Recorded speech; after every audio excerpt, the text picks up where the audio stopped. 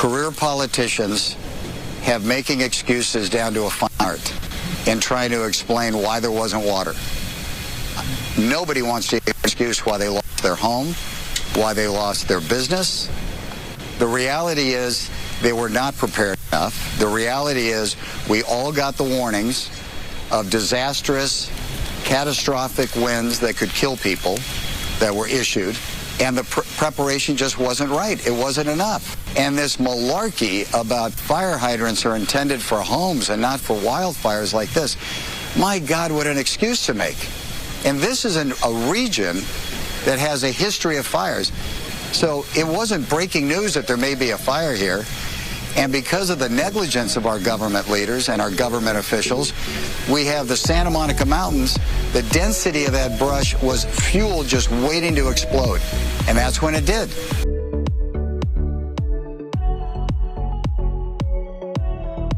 It's Tuesday, July 22nd, 2025, and welcome back to GoodFellows, a Hoover Institution broadcast examining social, economic, political, and geopolitical concerns. I'm Bill Whalen. I'm a Hoover Distinguished Policy Fellow, and I'll be your moderator today. I have good news to report. We have a full complement of GoodFellows in the House. That includes, of course, the historian Sir Niall, the economist John Cochrane, and former presidential national security advisor, geostrategist, best-selling author, Lieutenant General H.R. McMaster. Gentlemen, good to see you. I hope your summers are going well. So we have two topics to address today. We're going to talk about the war in Ukraine, which has now reached its 41-month mark, incredibly enough. But first, we're going to talk about the state of big cities in America. I know something John Cochrane is particularly willing to get into. He gets into all interesting questions about despondency and really how to run a city and so forth. And joining us for the conversation is Rick Caruso. Rick Caruso is the founder and executive chairman of Caruso, one of the largest privately held real estate companies in the United States. In 2022, Mr. Caruso was the runner-up in Los Angeles' mayoral election. Rumor has he may run again. Maybe he'll share his plans with us. We can ask. But we thought he'd be the ideal guest today to shed some light on what's going on in America's big cities, choices voters are making, plus the question of how to end such chronic dysfunction as homelessness, bad outcomes in public education, and in the case of Rick Caruso's beloved Los Angeles, his city's terrible response to wildfires early this year. Rick Caruso, welcome to GoodFellows. Well, thank you for having me. Appreciate it. One thing I forgot to mention in the introduction is that you count among your neighbors one H.R. McMaster. So I have to ask you, as somebody who knows real estate better than all of us combined, when a rapscallion like H.R. McMaster moves into the neighborhood, what happens to property value? Massive increase in property values. Tina and I have benefited mightily from he and Katie living next to us and the family. So we've refinanced our house 5 times since they moved in. Hey, Rick, great to see you. Great. Thanks for being with us. Yeah, good seeing you, Chad. No, he's one of the all-time great family, great neighbors.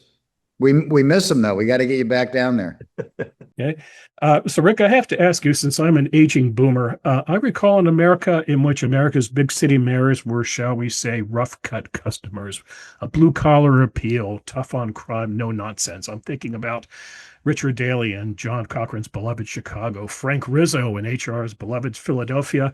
I wonder, Neil, if London's had any characters like this, but the times have changed and so have the mayors. Your city, Los Angeles, is run by Karen Bass, who is a former community organizer. John Chicago is now run by also a former community organizer by way of the local teachers union.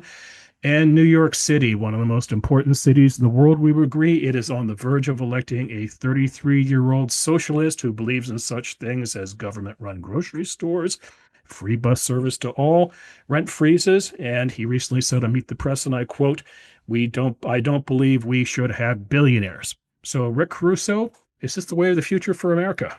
Well, I don't think it's the way of the future for America, but obviously there has been a sympathetic tone by many of the voters, and these people are resonating. What you're seeing in New York, it's resonating for a reason. And it's resonating because of the state of New York and the high cost of living in New York, but it's also because of who he's running against, which we have to be very cognizant of. And so New Yorkers are looking for a change, and this gentleman represents change. Now, I will tell you that I don't think any of these big cities, whether it's San Francisco, LA, or Chicago, have gotten into trouble because of one mayor alone. There's been a bit of a history of electing people not on competence, but on ideology. Right. And I'm hoping that we've hit a turning point in that. We see it in San Francisco with Dan Lurie. He's doing a lot of good things. The city is really starting to turn around. Obviously, a lot more needs to be done. I think LA is a little bit behind San Francisco in that regard, but a lot of people have commented to me that, people went to sleep on January 6th as a liberal and woke up as a conservative on January 7th when the fire started. It really was a big wake-up call and an alarm that competence does matter in leadership. So I'm hoping that that sort of catches on across the country. We'll see. Okay, John, have at. Oh, well, I mean, let's just start with the political.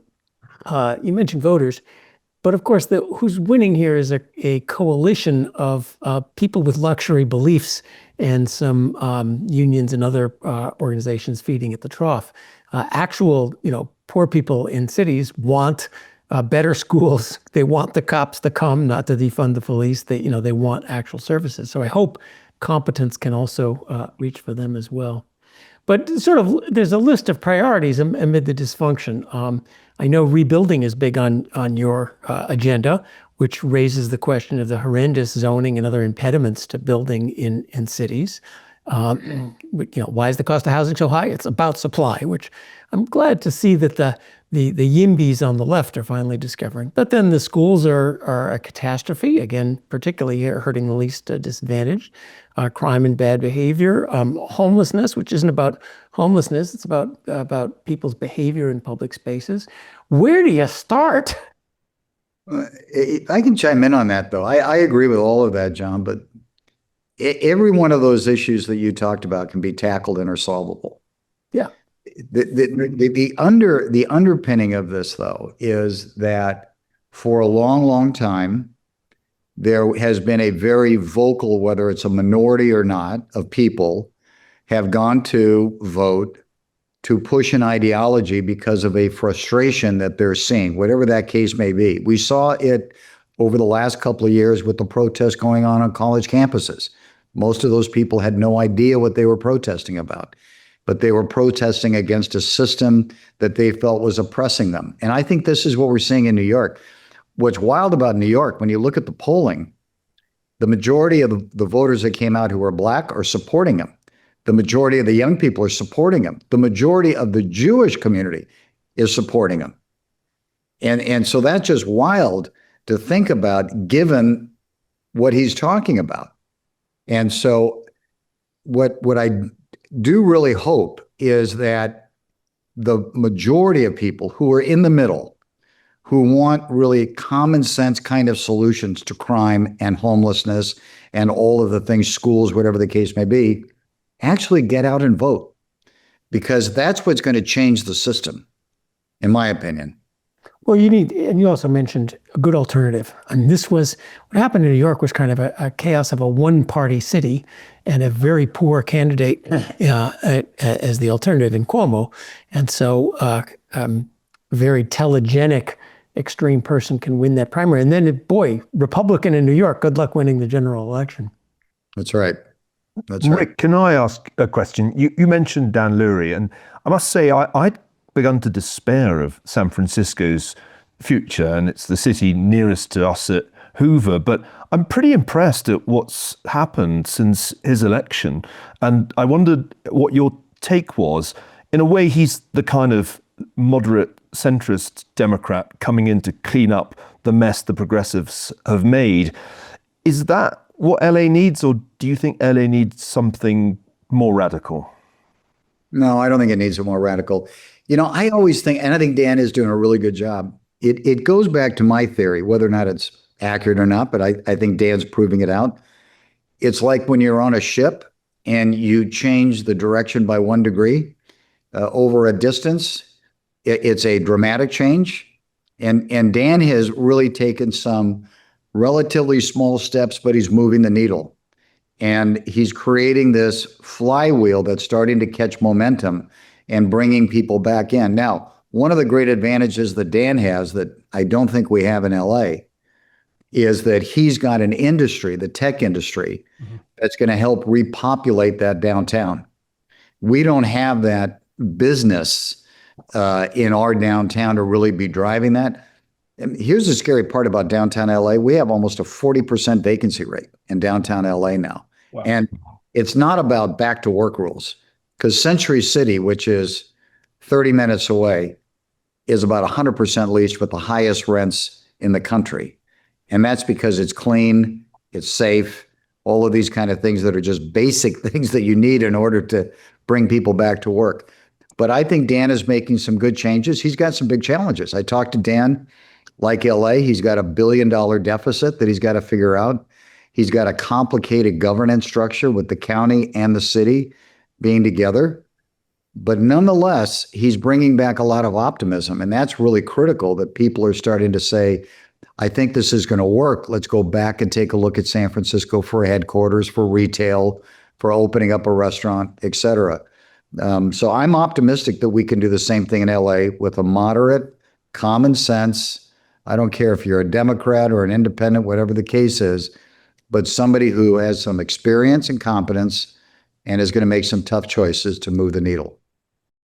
Hey, Rick, you mentioned the critical role of the private sector in invigorating our urban areas. You mentioned also how the fires, kind of alerted everybody to the gross incompetence of city leadership and policies, as you mentioned, over multiple administrations.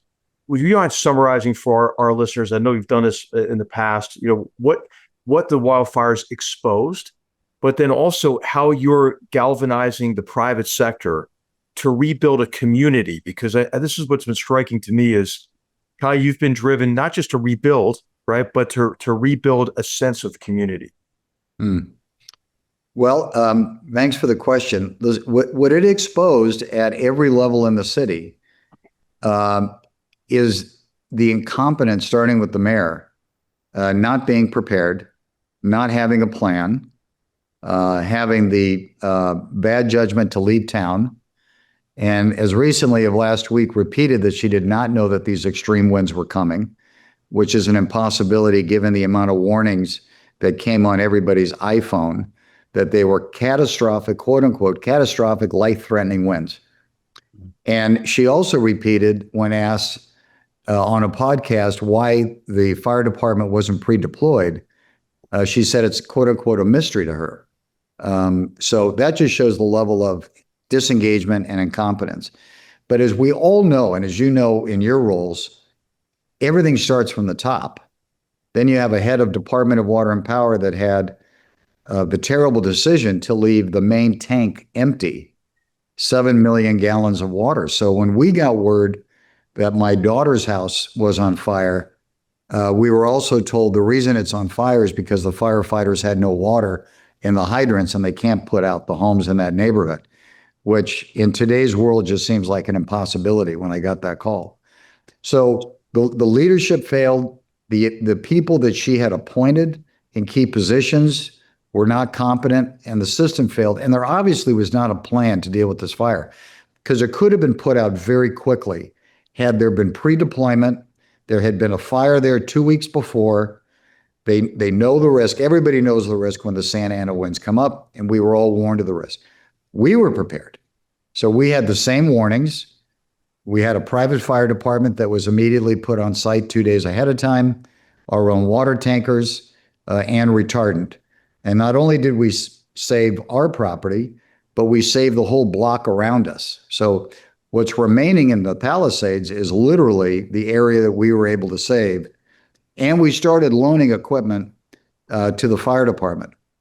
And if you go back some years, HR, and I talked about this in the campaign, I posted about it, the fire department has been so underfunded for so long by the mayors in the city that they had a whole graveyard of equipment mothballed because they didn't have the money to have them operating. I mean, it was just sin after sin after sin.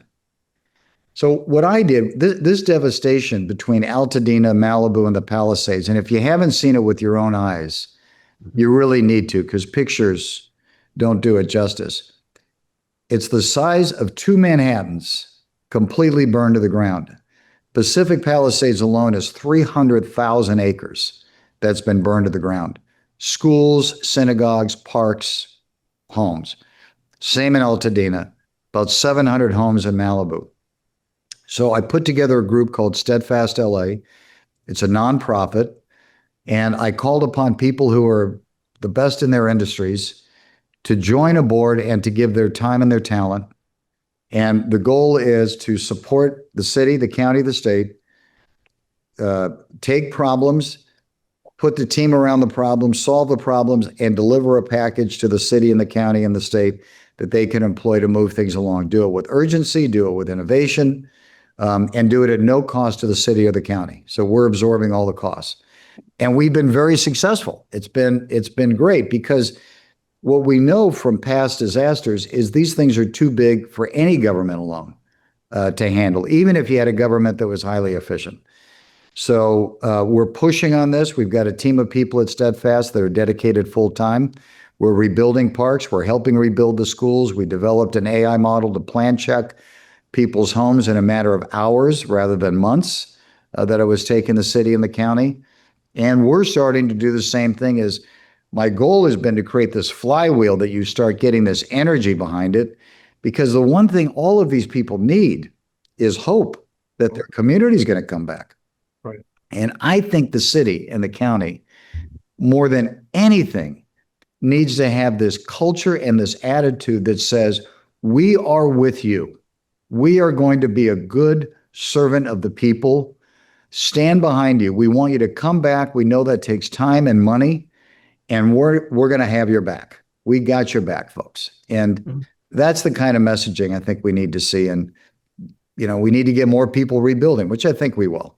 And for the rest of the city too. We you're rebuilding the Palisades, and once you got your AI plan checking, maybe we could AI plan check everybody else around the city who wants to rebuild. The city's job is basically to say no, to say, here's all the obstacles. No, you can't build this. No, you can't build that. How about a city that says yes for a change? It's interesting because it's not something new. It's just basic competence. It's stop shooting yourself in the foot. Of course, John. And but listen, and our motto at Steadfast is, we're going to work with the elected officials, we're going to work around the elected officials, or we're going to work through the elected officials, but we're going. And if you want to come with us, great. And I've lifted the old Dick Reardon line when he was mayor, ask for forgiveness and not permission. And we're doing a lot of that. But I got to tell you something, the energy is contagious. And we're planning on reopening our village next year.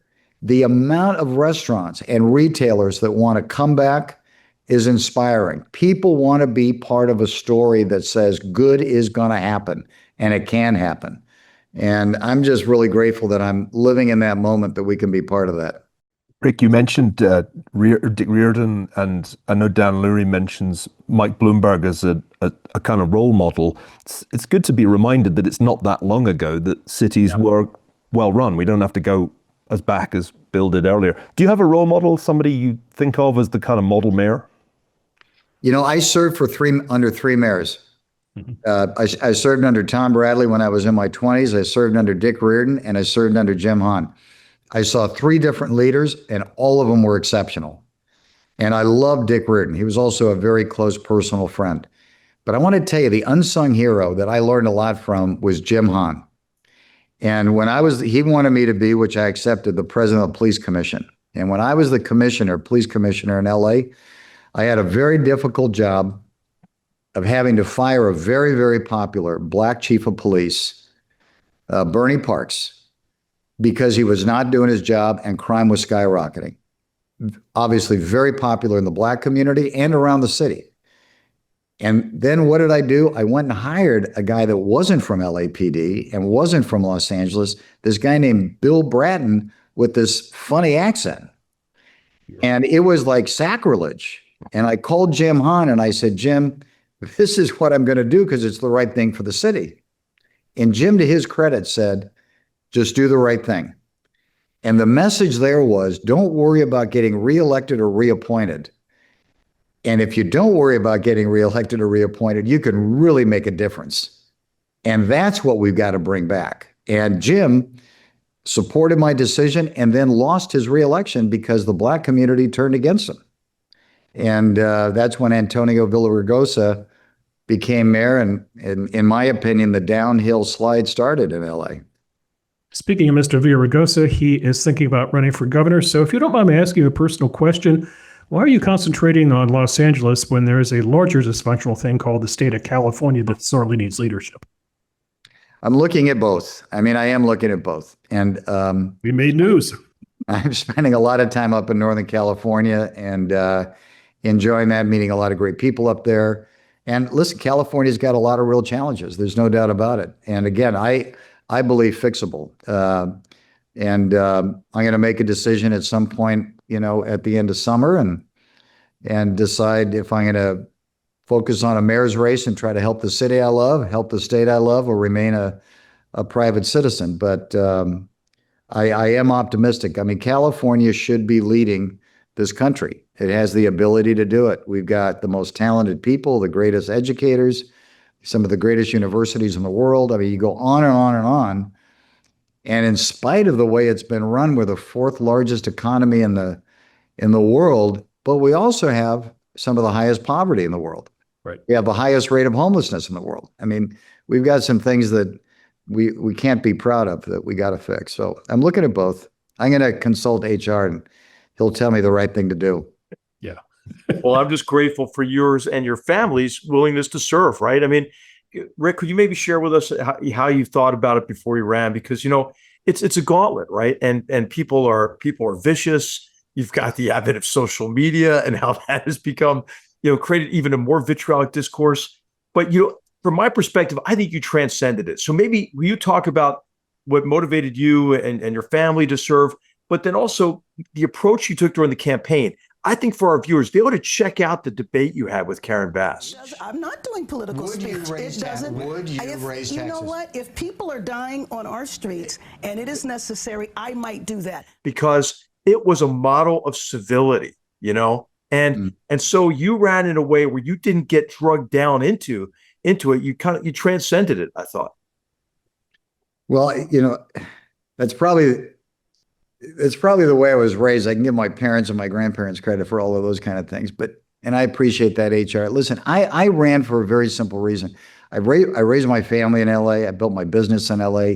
LA gave me everything. I posted a couple of days ago, there was a little bit story about my grandfather being an immigrant from Italy and landing in Boyle Heights. And as a young kid, going on rounds with him around the city, he was the gardener. And it really developed my love for the city and also my love for plants and everything else. But the frustration that I had that led me to run is that I know you can solve the homeless problem. I know you can solve the crime problem. I did many of these things when I served for 3 mayors. And I saw great movement being done where this city was really growing in a magical way. And I also saw it slide back. And I didn't want that to happen again.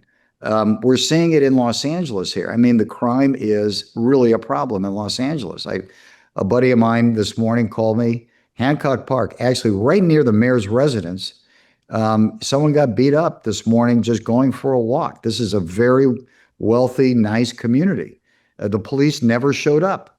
The police department is completely stretched to the limit. So that was my fuel. And my concern was exposing the family to that. How would all that play out and the safety of the family?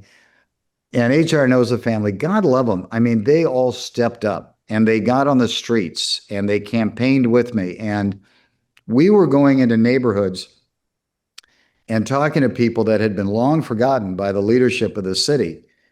And people were hugging the kids and hugging my wife. And I would tell them that hug represents hope. We're giving people hope. And it was the most rewarding experience of my life. I didn't like the way it ended, but the journey was fantastic. And I think the advantage that I had, and if I ran again, I would have, I'm not looking for a career. I am literally looking to just come in, help, make some changes, and step back. And it may be a 4-year stint. I don't even think about doing it for 8 years. And listen, I hope that there is an opportunity that plays out for me, because how lucky is that you can lean in, help a whole bunch of people, and then go back to your private life and feel good that you made a bit of a difference in your community. So can I raise one quick question, which is almost a a psychoanalysis question. You brought up the possibility of a run for governor. I look at Gavin Newsom and I see a man driven by immense political ambition. But why, if you're as ambitious as him, would you make such an epic mess of being governor? How can you explain this disconnect? It seems like if you wanted to do as much possible as to make yourself unelectable in all the other states, you couldn't really do more than he's done in California. I can't understand what would lead to these decisions and the mistakes that have created all the problems we know about in California. Can you explain it to me? Because it's a real puzzle. I'm not sure I could explain that one to you. I could explain it in general. This is what I think in general. People are too worried about getting reelected. And so when he looks at his base, or any elected official looks at their base, they're trying to satisfy their base. I mean, it happens on the right, it happens on the left. You see it both. I'm hoping, quite frankly, that people are tired of extremes, both on the right and the left. And let's get back to the middle. It's sort of like being in a football field. Stand on the 50 and be able to reach out, to the 30-yard line on each side and bring people together. And I think the great leaders that we've seen have done that. But that takes courage, because you might not get reelected. And God forbid, for most of these people, they might have to get a real job. Most of them they've never signed the front of a check. They've only signed the back of a check. But it's not just about the middle and policy and reaching out and common sense. You have to fight some extraordinarily entrenched interests who benefit off the current dysfunction. You want to clean up real estate? Well, there's a whole zoning code. You can't just say, go build.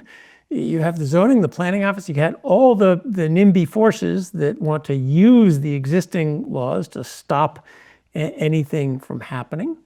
You want to clean up the schools. Well, it's been shown that it's fairly straightforward to do, but you got a whole teachers union who is, legally enshrined in many ways to stop you from doing what you want to do. And that's just 2 of 100 examples. So how do you fight against the very strong interests and the legal system they have a hold of that are there to stop the kind of things you want to do to make it better?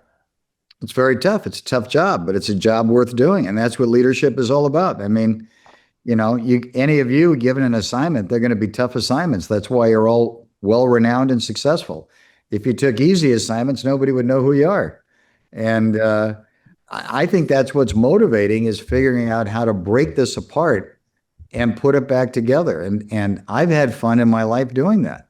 The assignment of rebuilding LAPD, everybody said it couldn't be done. We got crime down to levels not seen since 1950. We just completely changed the rules of the road for LAPD. You look at what I did at USC. We were in the worst mess in the history of that university because of the leadership problems. Right. Completely changed the governance structure. So it can be done. Is it easy to do? No, it's not easy to do. But my God, when you get through it, it's incredibly rewarding. But you've got to be able to compromise. You got to be able to negotiate. You got to be fair. You got to be practical. But you've got to be setting a goal and getting everybody to sort of walk with you down that road together. So I think it's doable, John. I really do. Otherwise, if it's not doable, you just got to close up these cities. They're going to implode on themselves. We're running out of time, but I would like to ask you one question before we go, Rick. Going back to my premise as an aging boomer, I remember the world came to Los Angeles in the summer of 1984, and boy, did Peter Ueberroth and company put on a great show. They did. My question to you, sir, is this. The Summer Olympics kick off in LA on July 14th, 2028. We're now within 3 years of that. How confident are you that Los Angeles is going to pull this off? Not very. Why? Sadly, not very. There's a gentleman named Rick Cole who just retired from the controller's office. You should take a look on YouTube and find his parting sort of farewell speech. Okay, can I read you a quote from that? He said, "I've never been more alarmed about the future of Los Angeles. The problem with the Los Angeles government and the public sector in California is an aversion to innovation." Yep. And Rick was so true on that. And his other line was, we can't figure out how to repair sidewalks. How are we going to be ready for the Olympics? Right. It's going to take a massive effort. I think it can be done. I'm not sure that the leadership we currently have today is going to be able to pull it off. I'm worried about it. Okay. Hate to end on a sad note, but Rick Caruso, we do appreciate your time today and hope to have you back on the show and keep us informed on what you ultimately decide. I love it. Thank you for having me. Really appreciate it. Thank you. Thank you. Thanks so much.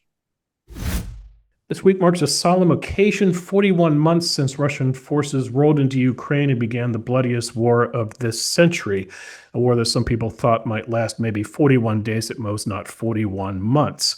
Let's talk about where the war stands and if there is such a thing as an off-ramp and a road to peace. Sir Niall, I turn to you. Vladimir Putin is now on the clock. He has until September the 2nd to react to Donald Trump's ultimatum of accept a peace deal or receive what Trump calls, quote, very severe tariffs. Is this how you get Putin to the table? No, it's not. Part of the problem is that President Trump's deadlines, as we see in the trade negotiations generally, are somewhat fluid. But the main problem is that he's not applying the kind of pressure that might seriously change President Putin's calculus. Look, I defer to HR in all military matters, but I spend a lot of time trying to keep informed about this war. The Russians are grinding out victory. That's the harsh reality. Despite the extraordinary bravery and creativity of the Ukrainians, it's a very, very long front they're defending. They're stretched very thin. And Russia has stepped up its air attacks on Ukrainian civilians to an unprecedented level in recent weeks. And it's more than the Ukrainian air defenses can keep out.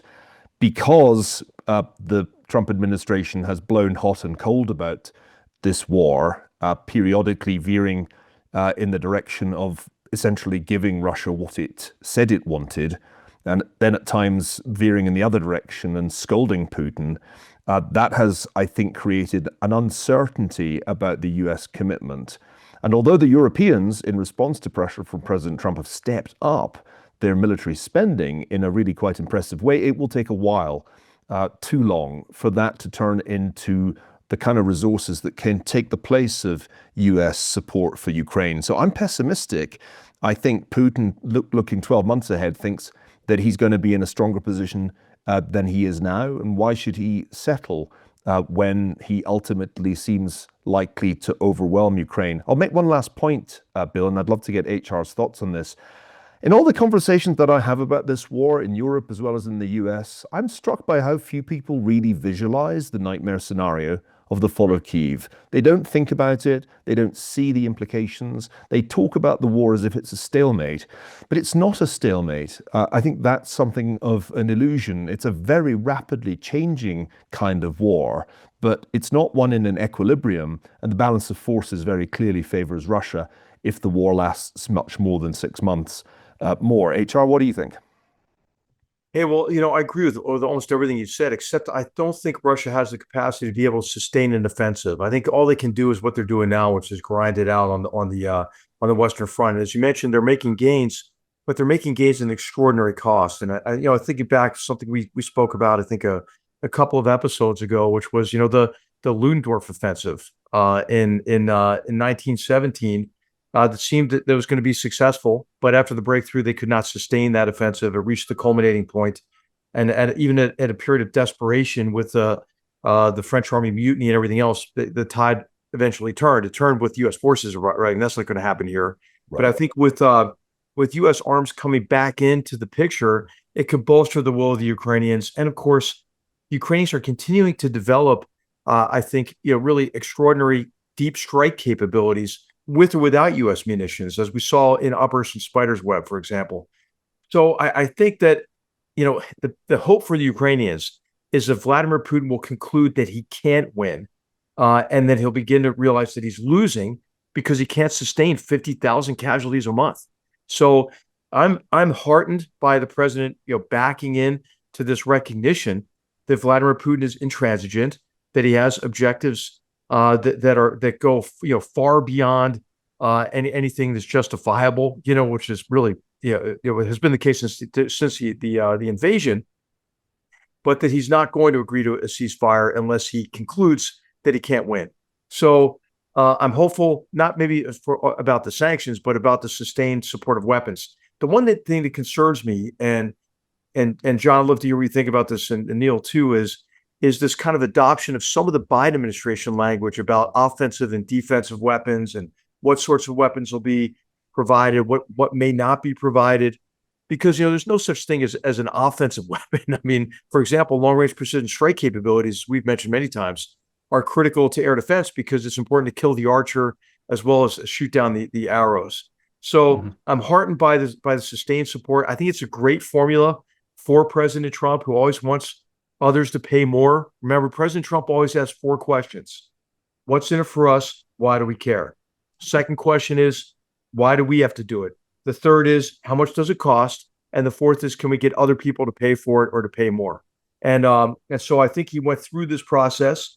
The Europeans were quite smart about this, so I'm hopeful. I just hope that they don't try to do what the Biden White House tried to do, which is kind of manage the war and mete out, weapons in an incremental manner. We are doing that a little bit, aren't we? So we're allowing the Europeans to buy them some Patriots, worrying about small amounts of money here, but okay, those are useful against ballistic missiles. We're not letting them have long range weapons to go after the source of the problem. Trump said, don't bomb Moscow. It's sort of 50 days in order to send as many drones as you can to civilian targets in Ukraine, which is pretty sad. But on the other hand, I mean, it strikes me of some of the Vietnam War mentality. I was watching that wonderful Ken Burns documentary on the plane. Trump just wants us to go away, and without costing a lot, and it's not going to go away. It's going to sit there and fester. Some of the things I'm reading, though, things are not great in Russia. Economically, things aren't great in Russia. Supply, things aren't great in Russia. I mean, just the meat grinder at the front is making gains, but small gains. There's no breakthrough yet. So it does look like a situation of who collapses first. The situation is bad enough on the Russian end that your World War I analogy may prove out at much greater cost than need be if we would get serious about it. But it may prevent, and I think that's what Ukraine is doing. Hang in there, lose small amounts of territory, keep killing Russian soldiers, make this a hard cost, and pray that Russia collapses first. Neil will immediately say that's a terrible strategy, but it's what they've got, and it's not an impossible one. So I think there would be a way to do it a lot quicker. I think we all would hope for it to be done a lot quicker, but I do think it's not that necessary. And if there were any sign of a Russian breakout, Russia actually making the kind of advances it would take to take over Kiev, assuming that Ukraine doesn't collapse, but that kind of military collapse, I think all of a sudden the West might get much more serious about it. So I'm not sure that an invasion to the point of invading Kiev the way the Germans invaded Paris, I don't think that's going to happen without at least some ramping up of support on our side. I think it's important to realize that the chance of a Russian collapse is vanishingly small. Wang Yi, the Chinese foreign minister, told his European counterpart, we are not going to let Russia lose this war. And so China's commitment to Russia's war effort continues, and it doesn't vacillate the way our commitment to Ukraine has vacillated. That's one important difference. The other important difference is that Ukraine is a democracy. Russia is a fascist authoritarian state. And Ukraine's got its own internal political problems, which I think are going to become more of a headache as the year goes on. There's been a fairly radical reshuffle of Zelensky's government in the last few weeks. But one disturbing sign is that the government is taking steps to shut down the independent anti-corruption office. This is a very bad sign indeed of the way things are going in Kyiv. Now, you can understand why there is intense pressure on President Zelensky and those close to him. It's been a long and painful time, as Bill said right at the beginning, but it doesn't send a good signal, especially to the United States, where opponents of support for Ukraine, particularly amongst Republicans, have constantly emphasized corruption as a problem. So I'm concerned that Ukraine's weaknesses are really much greater than Russia's. And if you talk to Ukrainians, I'm supposed to be going there in a couple of months. If you talk to them, they'll admit that the aerial bombardments are having an effect on morale, not that they're going to cause it to collapse, but just that it wears people down, and that recruitment of younger Ukrainians to fight in the war is extremely difficult, and conscription is unpopular. And there are no foreign troops that are going to come in and decide this, as happened in 1918. On the contrary, there's just this huge asymmetry between Ukrainian and Russian manpower, as well as between the two political systems. So I'm, of the three of us, probably the most pessimistic, but I'll update you when I get back from Kyiv, if I get back from Kyiv. Hey, Neil, let's just, I just want to pick up on something you said, which is the Chinese support. I think there's an opportunity here to weaken Russia from outside in by going after kind of broadly the axis of aggressors and stop the fool's errand of trying to, kind of separate Xi Jinping and Vladimir Putin and instead, kind of glue them together because China has some significant problems as well. Also, I think what's going to happen is the administration is going to see much more clearly the connections between Iran, for example, and Russia, with the provision of the Shahed drones and the Shahed drone factory, which Russia just put out on a propaganda film, between North Korea, who is rumored to be sending 30,000 more troops to Russia. I mean, after already providing, some people think, up to 12 million rounds of artillery and missiles. And of course, China, which you mentioned, is underwriting the entire effort. Neil, what do you think the prospects? Because I think they're quite high of seeing a number of secondary sanctions on maybe Chinese banks, but also seeing more and more Chinese companies put on the entities list and then migrating over to treasury sanctions as well. So I think that, I think what's going to happen is a greater realization of how the war in Ukraine is connected to this broader competition with the axis of aggressors. And what do you think the implications of that are, the implications, if you agree? Yeah, great question, HR. It's clear that there are people in the administration who understand very well the need to exert greater economic pressure on the axis of authoritarians than hitherto has been the case. Not only directly on Russia, there's certainly much more that could be done there, but also on Iran and on China. And I noticed that Secretary of the Treasury, Scott Bessent, was talking about this just the other day in ways that make it clear that this is under discussion. Now, there are a couple of flies in the ointment. One is that there are other parts of the administration that just worry about the price of oil and don't want to do anything that might push that upwards, because after all, tariffs have created enough of an inflationary headache for the Fed. You don't want a price spike in oil to make matters tougher. The second fly in the ointment is that there are, of course, people in the administration who don't like to think of the world in this way. And I see a more and more open split between those who want to take on the axis of authoritarians and those who are at heart isolationists and simply don't want to involve the United States in any of these conflicts. And I think that split is interesting because it seems to be visible in a whole range of different areas. It was there over the bombing of Fordo. And I think it'll come up again if President Trump does decide. The sale of H-40 chips, right? Exactly. And you can see this tension within the administration is very striking. The big player in the axis is China. And in some ways, the administration's policy on China has been tough, especially in the way that President Trump imposed tariffs.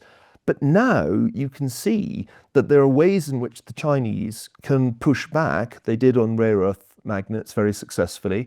And then they managed to secure, or perhaps it was Jensen Huang of NVIDIA who secured it, this huge concession that gets the H20 chips into Chinese hands. So this is a very, very complex landscape in which geoeconomics is being waged by an administration that has, I think, some real divisions about strategy going on inside it. This sounds very dangerous to me, because where we were really was thinking about Ukraine, we as a country, as an isolated thing. And where we're heading is some sort of ceasefire. Is it a little to the west? Is it a little to the east? who gives up what. But that's kind of where we were heading, sort of a Korea or Vietnam-like division, and then we'll rest and then go at it again 10 years from now, which at least is isolated. Now what you're saying is that what we have to do is go after China with really major sanctions that really hurt it. That turns Ukraine into the beginning of the flashpoint of which China says, great, now's our chance to invade Taiwan because they've already spent all the stuff they have. I mean, turning that into the larger geopolitical thing rather than trying to isolate it as where do we draw the lines of an ugly ceasefire in Ukraine strikes me as harder. Iran seems less of an issue. I read this fascinating thing about how the Israelis hacked into their banking system and essentially closed down the entire Iranian banking system. Maybe the Israelis could come and work for us a little bit, because that was remarkable. Iran seems a little bit out of that picture, but broadening this to a economic attack on China sufficient to tell it to stop supporting Russia seems like the sort of thing that would have repercussions down the line. Yeah, John, what I'm talking about are, like, Chinese entities that are facilitating illicit financial flows associated with Russia's Ghost Fleet, and entities that are providing electronics and hardware that is sustaining the war making machine. They're already supporting Russia. I mean, that's already happening de facto. So I think it's like calling it out. There have been some really good open source reporting on this by a think tank, C4ISR. I just think I think acting on that. And doing it, in a way that, that is formal, like we do it. I mean, we've never had a U.S. Treasury sanction, challenged effectively in court, for example. So it's not just doing this. So you're walling it off. You're saying we can sanction things that are helping Russia, but we're not attacking you, China, in a big way that you need to say, well, now's the time to go after Taiwan. Okay, good luck. Okay. Let me jump in, guys, with the next question here. So Niall has suggested that Putin is more than willing to fight for another year. That makes it not a 41-month war, but a 53-month war. Question, do you think this war is going to outlast the Trump presidency, which by February of 2029, gentlemen, would make it the 7-year war? I don't think it's going to outlast the presidency, because I don't think Ukraine can fight that long. The question in my mind is whether, as we've said, enough pressure can be put on President Putin to make him accept a really meaningful negotiated settlement. And remember, he was offered a very sweet deal by President Trump, which he walked away from. I think the way this war ends is that finally enough pressure is put on Russia that he comes back and says, okay, let's do it. The alternative, I think, is that we persist with essentially the same strategy that we had before of giving the Ukrainians just enough, but not enough actually to win. And if we do that, at some point, I fear they will lose the war. Wars can end suddenly, and it usually happens when the morale of the army defending a long front line collapses. And I don't think we're taking seriously enough the danger that could happen if we play the long game. There's never been a good long game for Ukraine. I stand by my view that we should have tried to end the war in 2022 when they had the upper hand. And I think future historians will say that the Biden administration blundered terribly when it did not push hard to end the war when Ukraine still had a shot and still had some leverage. John, you were nodding your head.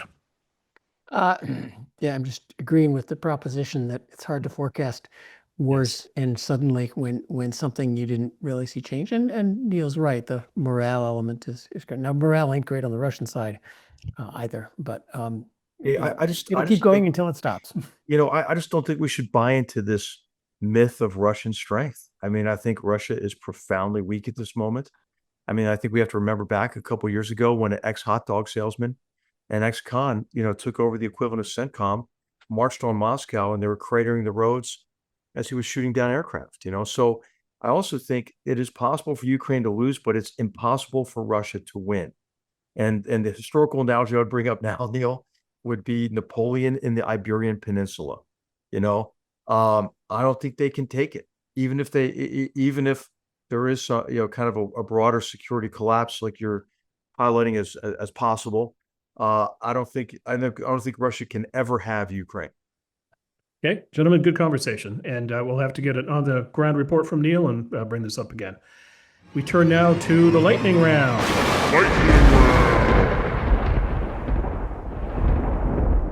Right, Gentlemen, I've got a couple items for you. Number one, the Wall Street Journal is reporting that Harvard University wants to create, and I quote, a Center for Conservative Scholarship, possibly modeled on Stanford's Hoover Institution.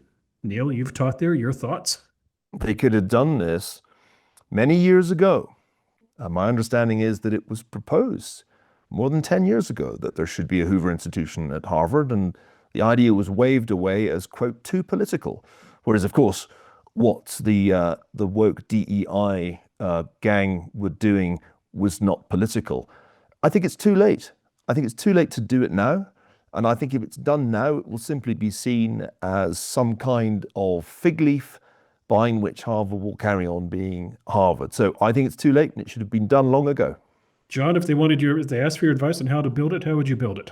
Well, that's a long answer because, of course, how institutions work depends a lot on the details. Do they have appointment power, or must people also hold appointments in other departments? That's a big question. Or is it just some sort of center with a staff and a website? Is this where we put all three of the conservatives currently at Harvard and have our little pet conservative place and don't let them infect anywhere else? Or is this somehow something that helps to have conservative, libertarian, free market thought throughout Harvard? Simply having a little place where we put three pet conservatives who are not on the tenure track, but on short-term contracts. That's not very helpful either. So the devil is in the details here, and is this part of a serious desire of the institution to reform, or is this part of something that they can show a few conservative donors and congressmen and wait for Trump era to pass? We'll see.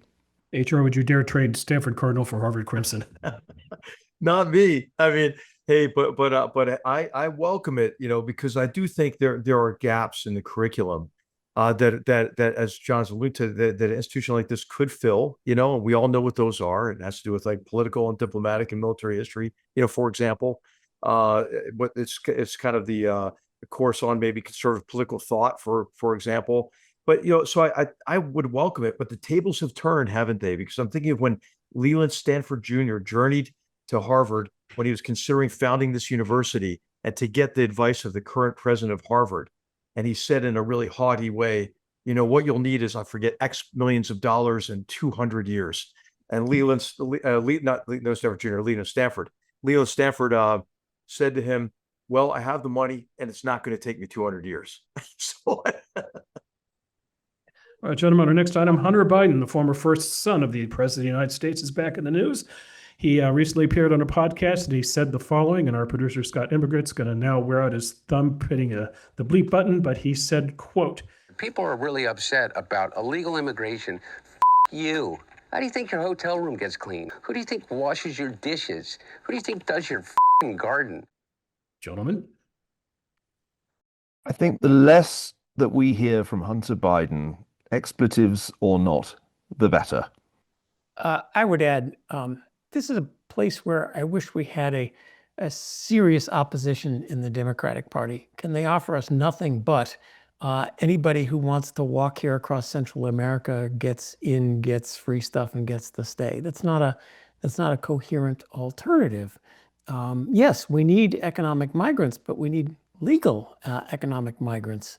And that position just that does not lead to us ever fixing this horrendous problem. Mm-hmm. HR? Yeah, I would just like to see a program that adjusts the incentives, and toward in favor of legal immigration. I'm just thinking of like, what if we did open, 20 consulates in Latin America, and had a program to issue temporary work visas. And I think people would line up at those consulates instead of with coyotes, right? And so I think that long term there's an opportunity. Remember, we got pretty close during the George W. Bush administration. I think that 9/11 happened. It took kind of the energy out of that project toward immigration reform. But again, this is kind of this false dilemma, as John said, that like everybody just walks across the border, or you don't have any immigration. I mean, of course, legal immigration is preferred.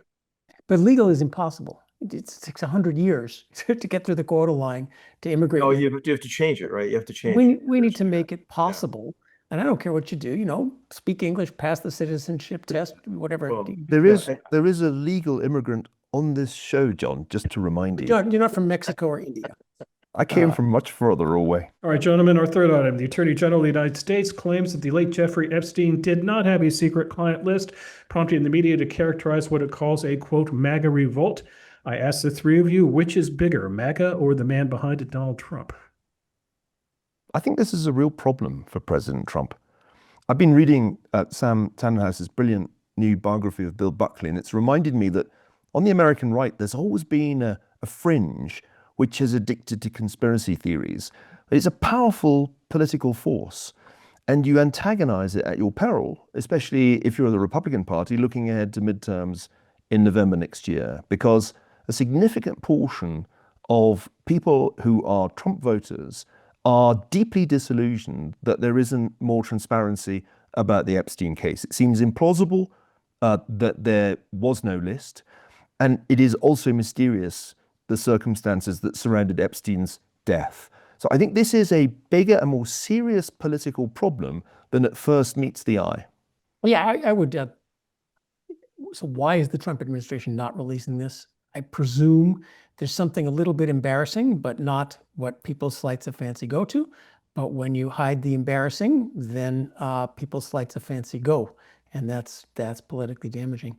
It isn't the big one right now.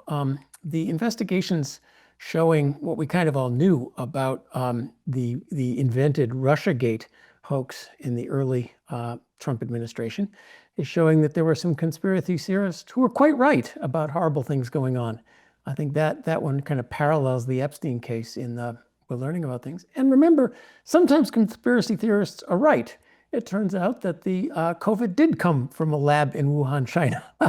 And I think that gives them more ammunition these days that in quite a few cases lately, they have been right.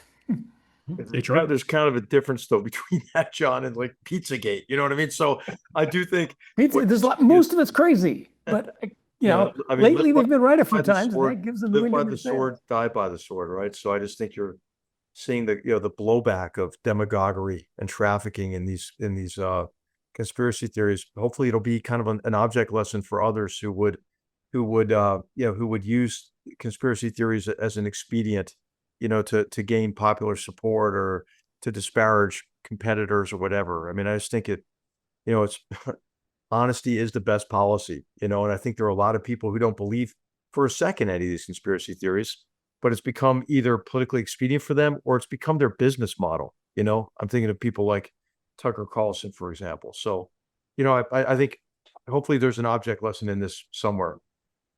All right, finally, let's squeeze in one last item. Forget about the Sex Pistols and NRK in the UK. Let's talk about AC in the UK as an air conditioning. News reports Sir Niall Ferguson that up to half of the countries in the UK suffer from overheating when the mercury rises. So I put it to you, Sir Niall Ferguson, do you have air conditioning in your house? No, I don't. And that's because it's a very old and drafty house, which remains impressively cool even in a heat wave. So the key thing is just stick to your crumbly old house and you'll be fine. I noticed that an American celebrity whose name I may mispronounce, is it Ellen DeGeneres? Ellen DeGeneres, yes.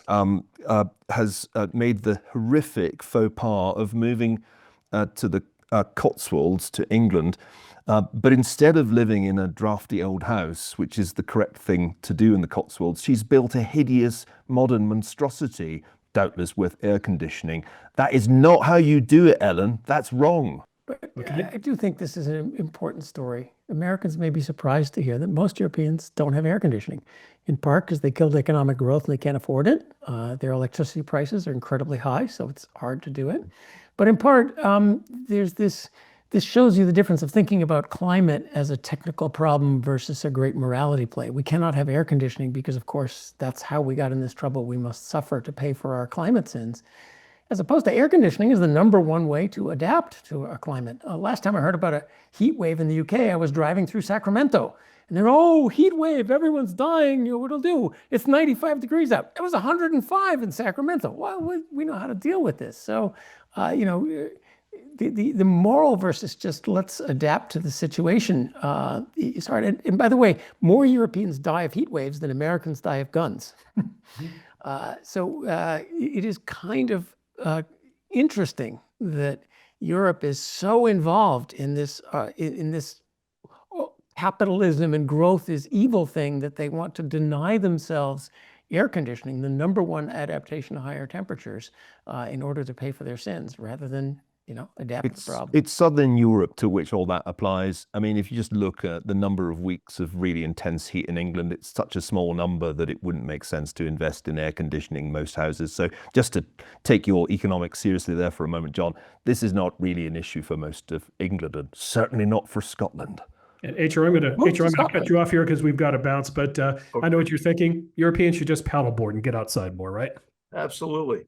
Listen to Bjorn Lomborg and his work. All right, gentlemen, we'll leave it there. Good conversation. We'll see you again in mid-August when our guest is going to be the one and only director of the Hoover Institution, Condoleezza Rice. On behalf of the GoodFellows, Sir Niall Ferguson, John Cochran, Lieutenant General H.R. McMaster, we hope you enjoyed the show. Thanks as always for your patronage, and we will see you soon. Thanks again for watching. Thank you for watching GoodFellows. If you enjoyed this show and are interested in watching more content featuring H.R. McMaster, watch Battlegrounds, also available at hoover.org.